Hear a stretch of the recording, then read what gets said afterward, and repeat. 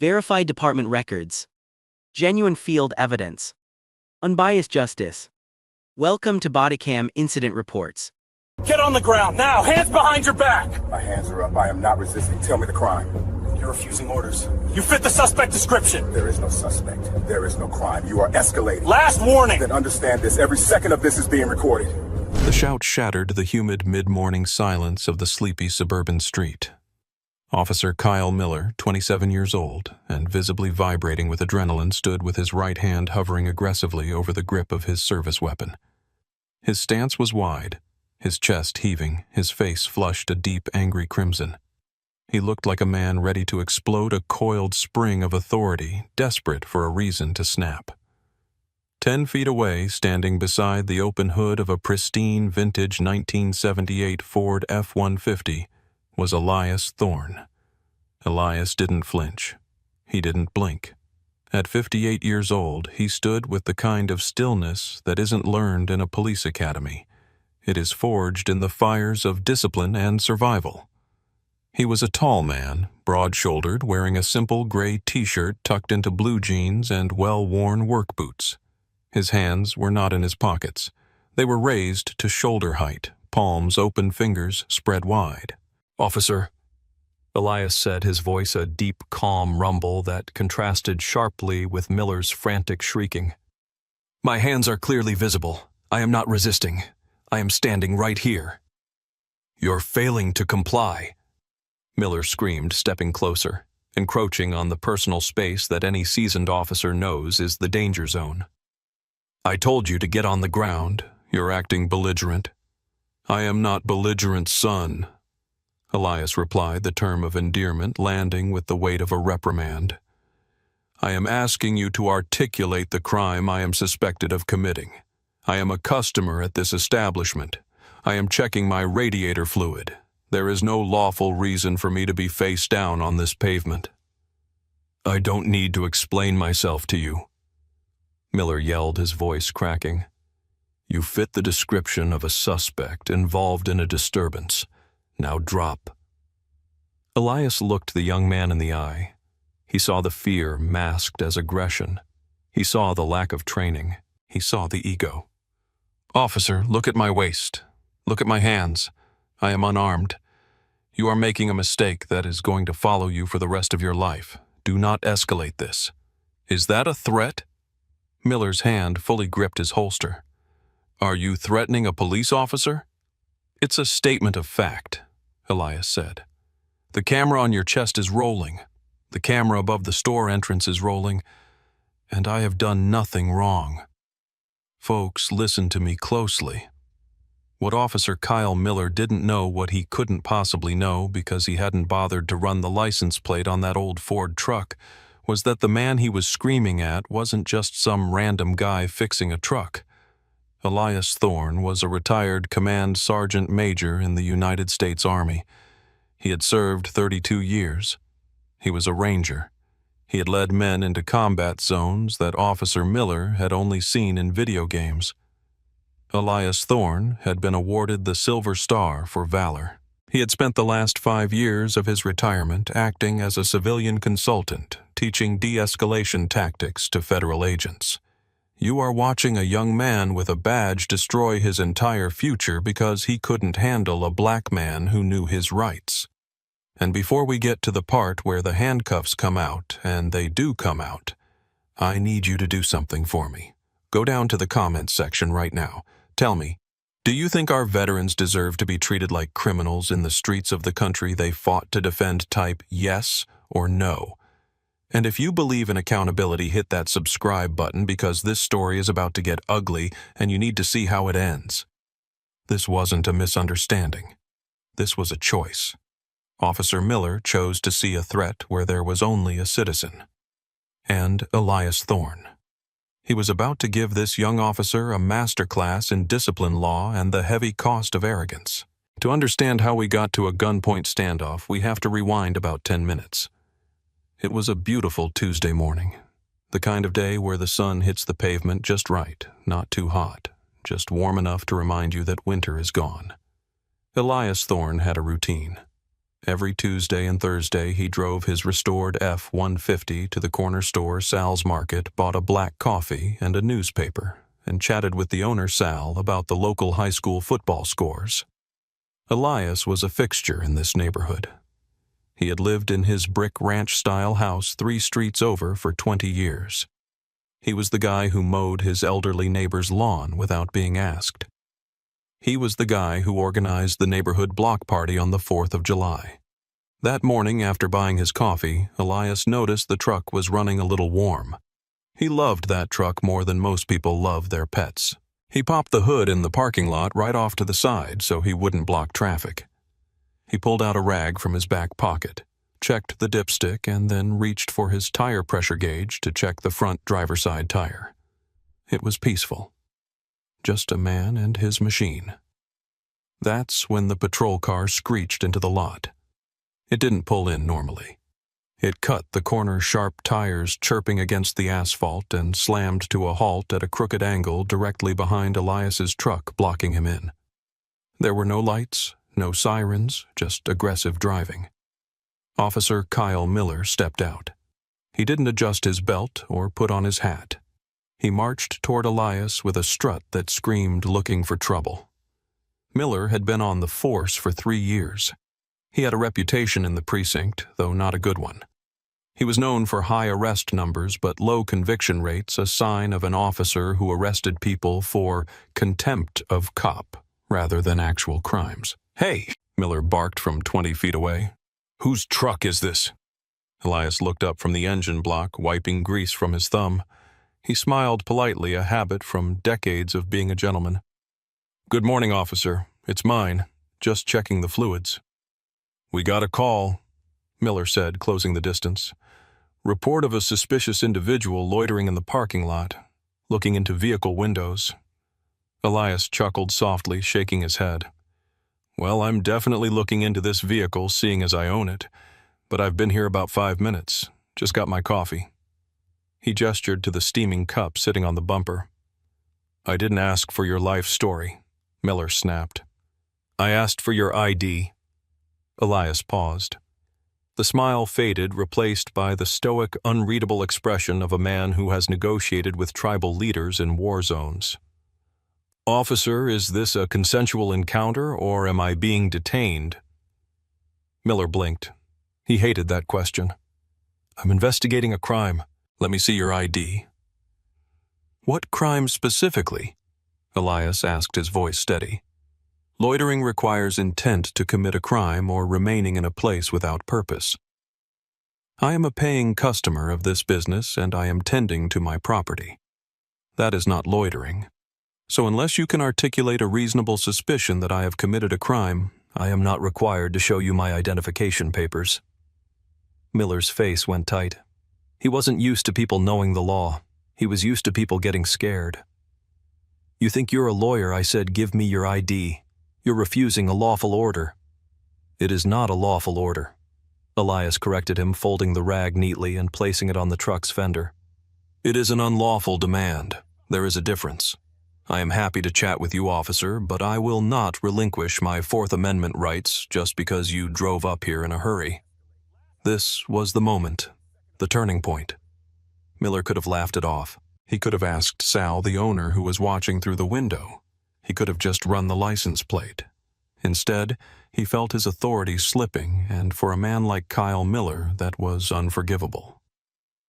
"Turn around," Miller commanded, dropping his hand to his weapon. "You want to play games? We can play games." The atmosphere in this parking lot shifted instantly.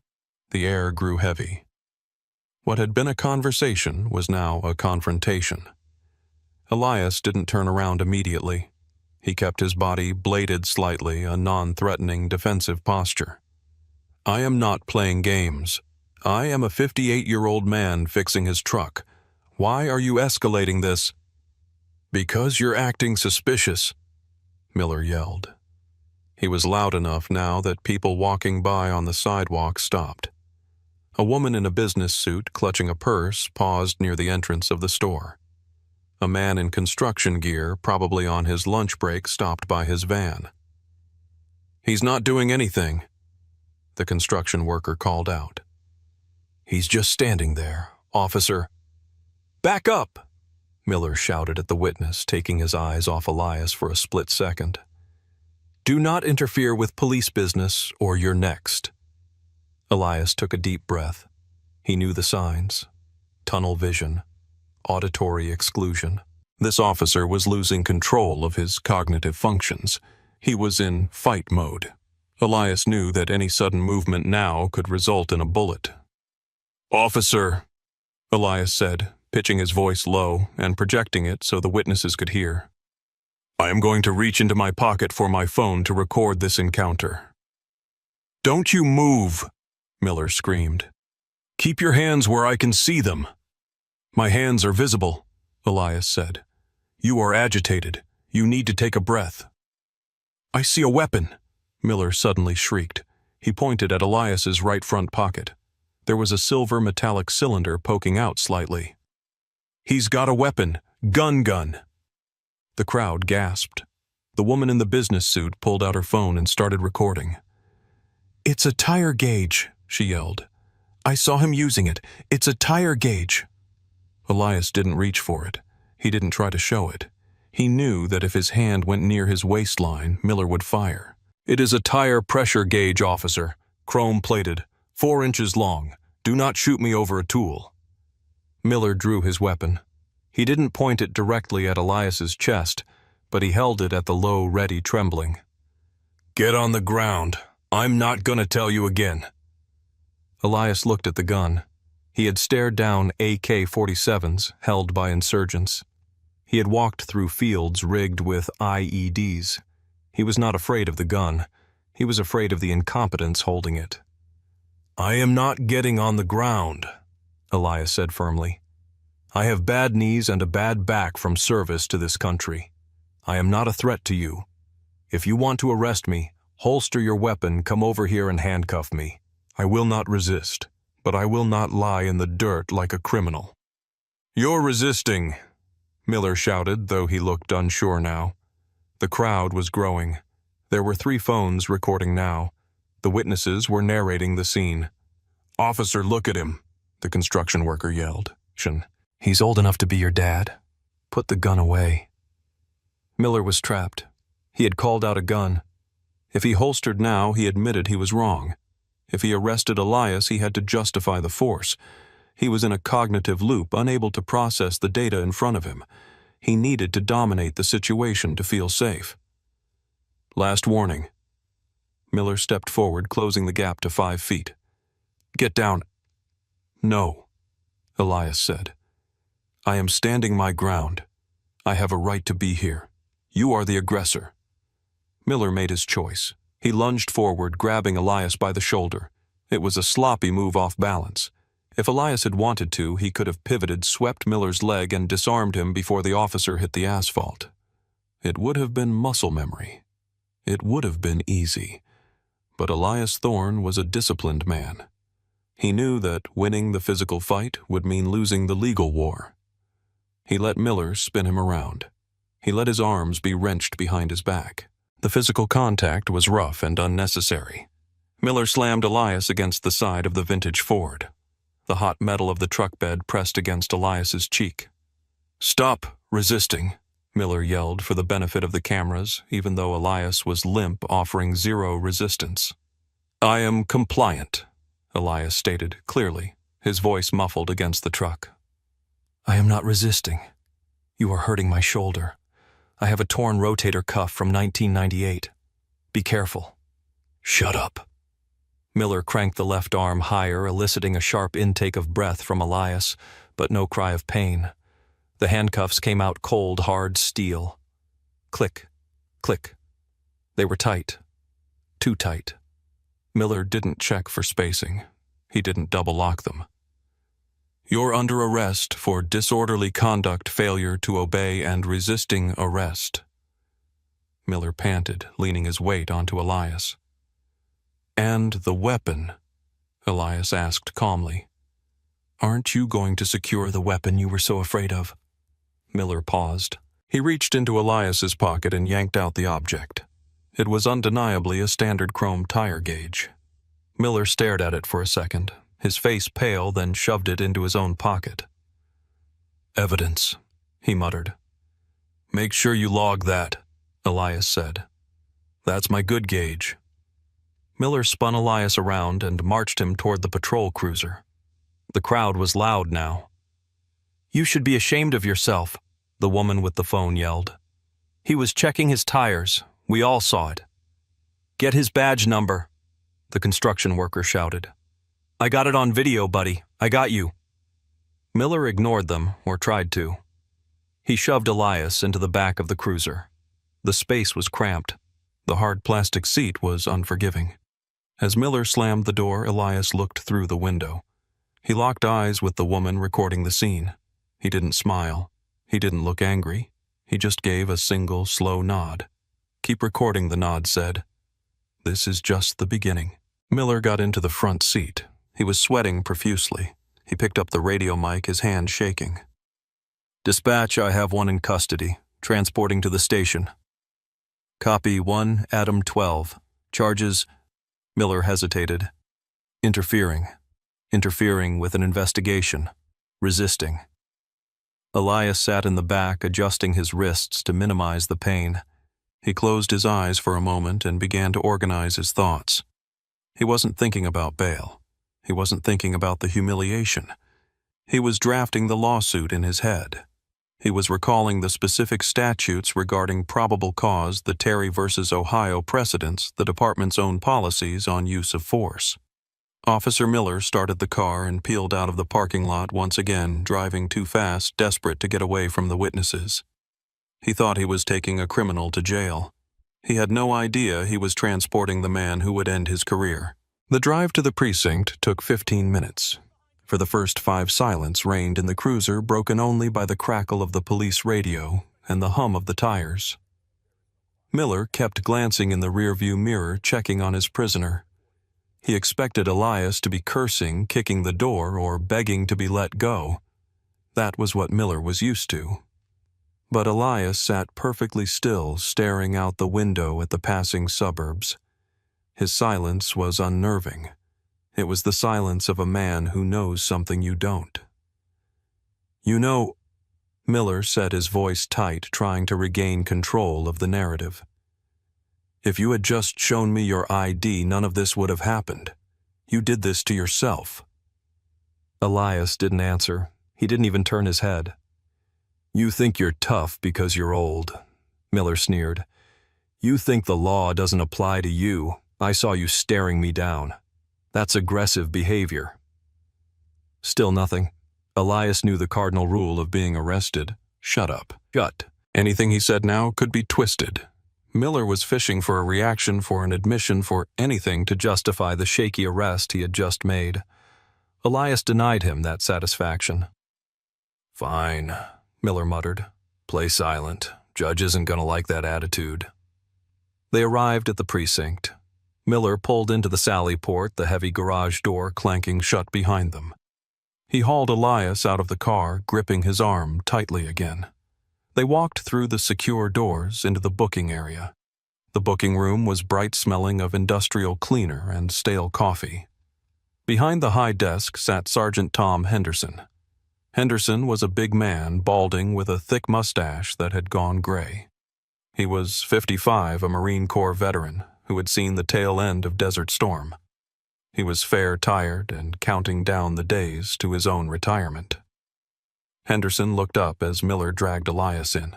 He saw a well-dressed, fit black man in his 50s, handcuffs cutting into his wrists, head held high. Henderson frowned. This didn't look like the usual disorderly suspect. "What do we have here, Miller?" Henderson asked, his voice gravelly. "Failure to obey, resisting disorderly," Miller recited, pushing Elias toward the bench. "Guy wouldn't ID, acted aggressive, reached for a weapon." "A weapon?" Henderson raised an eyebrow. "I see a tire gauge in your evidence bag, Miller." "He reached for it like a gun," Miller defended. Henderson sighed. "All right. Sir, step up here. I need to process you." Elias stepped forward. "Good afternoon, Sergeant," he said politely. Henderson paused. He recognized the tone. It was the command voice, polite but authoritative. "Afternoon. I need your name." "My identification is in my back right pocket," Elias said. "Officer Miller was too busy arresting me to check it." Henderson walked around the desk. He put on a pair of blue nitrile gloves. He reached into Elias's pocket and pulled out a slim leather wallet. He opened it. The first thing he saw was the driver's license. Elias James Thorne. The second thing he saw tucked behind it was a white card with a gold chip and the Department of Defense seal. It was a retired identification card, but it had a specific coding on the bottom edge that Henderson recognized immediately. It wasn't just a standard retiree card. It was a card that signified high-level clearance, the kind given to key civilian advisors. Henderson froze. He looked closer at the wallet. Tucked in the fold was a small laminated card, Silver Star Association member. Henderson's blood ran cold. He looked up at Elias, then at the card, then at Miller. "Miller," Henderson said, his voice dropping to a dangerous whisper. "Take these cuffs off. Now." "What?" Miller blinked. "Sarge, he's a suspect. We haven't processed him." "I said take them off." Henderson barked the Marine coming out. "Do you know who this is?" "It's just some guy," Miller stammered. "This is a command sergeant major," Henderson said, holding up the ID. "Army Rangers, Silver Star recipient. And unless I'm reading this clearance code wrong, he's currently on the advisory board for the Governor's Veteran Affairs Initiative." The room went dead silent. The other officers in the booking room stopped what they were doing. Miller's mouth opened, but no sound came out. He looked at Elias. Elias just looked back, his expression unchanged. "Sergeant," Elias said softly, "my wrists are losing circulation. I would appreciate them being removed." Officer Miller's hands shook as he unlocked the cuffs. The metal ratchets clicked and the bracelets swung open. Elias rubbed his wrists. There were deep red indentations where the steel had bitten into the skin. He didn't complain. He just inspected the injury with clinical detachment. "I apologize, Sergeant Major," Henderson said, actively sweating now. "I had no idea." "You didn't arrest me, Sergeant," Elias said. "He did." He pointed a steady finger at Miller. Henderson turned to Miller. "Stay here. Do not move. Do not speak to the prisoner." Henderson grabbed the paperwork and the wallet and practically ran out of the room. He headed straight for the watch commander's office. Lieutenant Baker was in a meeting with the captain, but Henderson didn't care. He knocked once and barged in. "This better be good, Sergeant," Lieutenant Baker said, annoyed. "It's a disaster, sir," Henderson said, placing the ID on the desk. Miller just brought in Elias Thorne. Meh. The captain, a man named Reynolds, who had been trying to improve community relations for years, picked up the ID. His eyes widened. "The Elias Thorne, the one who runs the de-escalation seminars for the feds?" "The same," Henderson said. "Miller arrested him for, get this, loitering at Sal's Market while fixing his truck." "Jesus," the lieutenant whispered. "Is there video?" "Body cam and bystanders," Henderson confirmed. "Miller called out a gun. It was a tire gauge." "Pull the footage. Now." 5 minutes later, the 3 senior officers stood around a monitor in the office. They watched the footage from Miller's camera. They watched Miller pull up aggressively. They watched him berate a calm, polite man. They watched him escalate. They watched him scream "gun" at a tire gauge. They watched the arrest. It was worse than they feared. It was textbook incompetence mixed with racial profiling. There was no probable cause. None. "He's done," Captain Reynolds said, staring at the screen. "Miller is done. This is a civil rights lawsuit that we are going to lose. And the PR, my God, the PR. Thorne knows everyone," the lieutenant added. "He knows the DA. He knows the mayor. He had lunch with the senator last month." "Go get him," Reynolds said, buttoning his collar. Bring him in here. I need to apologize before he calls a lawyer. I think, Henderson said grimly, it's already too late for that, Captain. You saw his face. He's not looking for an apology. He's looking for a scalp. Back in the booking room, Miller was standing in the corner looking like a child who had broken a vase. He watched Elias, who was now sitting on a bench calmly massaging his wrist. I didn't know, Miller whispered. Elias looked at him. It wouldn't have mattered if I was a janitor's son. You violated the Constitution. The rank doesn't protect me. The law protects me. You just happened to pick the one guy who knows exactly how to prove it. The door to the booking room opened and Captain Reynolds walked in, flanked by the lieutenant and Henderson. Reynolds had his damage control face on. Mr. Thorne, Reynolds said, extending a hand. I am Captain Reynolds. I want to personally apologize for this terrible misunderstanding. You are free to go immediately. We will be dropping all charges. Elias stood up. He did not shake the captain's hand. He looked at it, then looked at Reynolds. Captain, this was not a misunderstanding. A misunderstanding is when you buy the wrong milk. This was an unlawful deprivation of liberty under color of law. Kidnapping, effectively. Reynolds retracted his hand, clearing his throat. We take this very seriously. We will be conducting a full internal investigation. I know you will, Elias said. But here is what is going to happen right now. I want a copy of the incident report. I want the body camera footage preserved. I want the dash cam footage. And I want Officer Miller's disciplinary file. Sir, those are personnel records. We can't just... You will, Elias cut him off. Because by 5 p.m. today, my attorney, who happens to be the former assistant U.S. attorney, will be filing a subpoena. I am also filing a formal complaint with the Department of Justice regarding civil rights violations in this precinct. He turned to look at Miller. And I want his badge number and full name written down on a card. Now. The captain nodded to Henderson, who scribbled the information down instantly. Elias took his wallet back. He took his belt and shoelaces back from the property bag. He dressed slowly, methodically.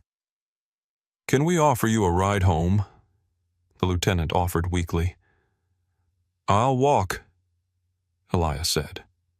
My truck is still at Sal's, unless you towed it. It's being returned, Henderson said. I sent a unit to guard it. Elias nodded. He walked to the door. He stopped and looked back at Miller. You have dishonored your oath. You are a danger to the public. I suggest you start looking for a new line of work. He walked out into the sunlight. By that evening, the video from the woman in the parking lot hit the internet. It was titled, Hero Veteran Arrested for Checking Oil. Within 4 hours, it had 2 million views. The image of a young aggressive officer twisting the arms of a calm, elderly black man outraged the nation. Veteran groups shared it. Civil rights groups shared it. The next morning, the lawsuit was filed. It wasn't just for unlawful arrest. It was a federal suit alleging a pattern of practice. Elias Thorne didn't just sue for himself. He sued on behalf of every person Miller had stopped in the last 3 years. The investigation that followed was swift and brutal. It turned out Miller had a history. He targeted older minority men. He had 6 complaints for excessive force, all swept under the rug by a previous supervisor. But you can't sweep a Silver Star recipient under the rug. 6 months later, the disciplinary hearing for Officer Kyle Miller was closed to the public, but the result was not. Termination for cause. The union, usually so ferocious in defending its own, remained silent. The video was too damning. Miller's claim that he feared for his life because of a tire gauge was ridiculed in the press. He was stripped of his badge, and because of the termination for cause on his record, he was effectively blacklisted from law enforcement nationwide. The city settled with Elias Thorne to avoid a public trial that would have exposed even more corruption. The settlement was for $850,000. It was a Tuesday morning when the check cleared, the same kind of sunny Tuesday as the day of the arrest. Elias drove his Ford F-150, now fully repaired, to Sal's market. He bought his coffee. He stood by his truck. Sal came out wiping his hands on an apron. "Good to see you, Elias." "Good to be seen, Sal," Elias replied. "I heard about the settlement," Sal said quietly. "That's a lot of money." "It is," Elias said. He took a sip of coffee. "I gave it away." Sal looked surprised. "All of it?" "Every cent." Elias nodded. "Started a legal defense fund for veterans who get jammed up by the police. There are a lot of guys out there who served who have PTSD who get stopped and don't know what to say. They don't have my rank or my connections. They just have the trauma. This money is going to hire lawyers for them." Elias looked across the parking lot to the spot where he had been handcuffed. He didn't feel anger anymore. He felt a heavy sense of duty. He had fought for his country overseas, and he had realized that the fight for freedom doesn't end when you take off the uniform. Sometimes the front line is a parking lot in your own hometown. He finished his coffee, crushed the cup, and tossed it in the trash. He patted the hood of his truck. "Ready to go, old girl?" he whispered. Folks. Elias Thorne walked away with his dignity intact, but he shouldn't have had to fight that battle in the first place. He was lucky he had the rank, the knowledge, and the calmness to survive. But how many others don't? How many young men? How many confused veterans? How many regular citizens have their lives ruined because an officer with a badge decides to let his ego run the show? Elias taught us that day that true strength isn't about screaming or holding a gun. True strength is knowing who you are and refusing to let anyone strip you of your rights. I want to leave you with this question. If Elias hadn't been a retired ranger, if he had just been a regular grandfather fixing his truck, do you think he would have gotten justice? Or would he be sitting in a cell right now with a criminal record? Let me know what you think in the comments. And please share this story. We need to remind the world that authority without accountability is just tyranny. Thanks for watching and stay safe out there. This concludes today's report. To access more official footage, please like and subscribe. Thank you for choosing Bodycam Incident Reports.